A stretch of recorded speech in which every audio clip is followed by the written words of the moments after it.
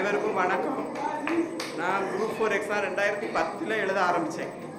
அப்புறம் ஒரு ஒழுங்கான முயற்சி இல்லாததுனால 2 கொஸ்டின் 3 கொஸ்டின் அப்படி ஃபெயில் ஆகும். ரொம்ப ஃபீல் பண்ணுவேன்.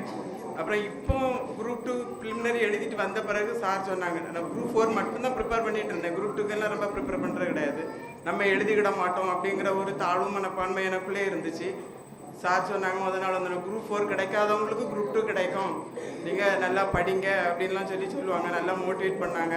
இன்னொன்று எல்லாரும் என்னென்னா, ஒரு படிக்க வந்துட்டு ஒரு சென்ட்ரலன் படிக்க வந்துட்டு அங்கிட்டும் இங்கிட்டுமாட்டு கால் வச்சு அப்படி படிக்கலாமோ இப்படி படிக்கலாமோ அப்படின்னு பல்வேறு எண்ணங்களில் இருப்பீங்க. அந்த மாதிரி இல்லாமல் சாருக்கு வழியில் வந்தால் அவரை ஃபாலோ பண்ணி அவருக்கு சொல்கிற நடைமுறைகளை பின்பற்றி அப்படி ஒரே நோக்கோட முயற்சி செஞ்சால் ஈஸியாக வெற்றி அடையலாம்.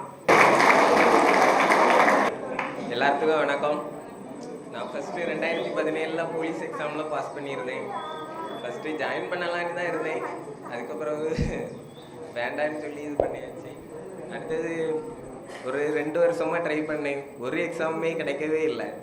அப்புறம் எல்லாருமே ரொம்ப திட்டுறாங்க, கிடைச்ச வேலைக்கே போயிருக்கணும், என்ன விட்டுக்கிட்டு இப்போ என்ன கஷ்டப்பட்டுட்டு இருக்கிறா அப்படின்னு. அதுக்கப்புறம் கொஞ்சம் நல்லா ட்ரை பண்ணேன். என்னென்னா, நீங்கள் படிக்கிறது என்னென்னா ரிப்பீட்டாக படிச்சுக்கிட்டே இருக்கணும். அடுத்தது படிக்கிறது இல்லாமல் ப்ராக்டிஸ் பண்ணணும். ப்ராக்டிஸ் பண்ணது எப்படின்னா, நம்ம எவ்வளோ ஸ்கோர் வந்துடுச்சு அப்படின்னு விடாமல் அதில் எவ்வளோ மிஸ்டேக் வந்து அதையும் பார்க்கணும், கரெக்ஷனையும் பார்க்கணும். அப்படின்னு பார்த்தா கண்டிப்பாக நல்லா சக்ஸஸ் பண்ணலாம்.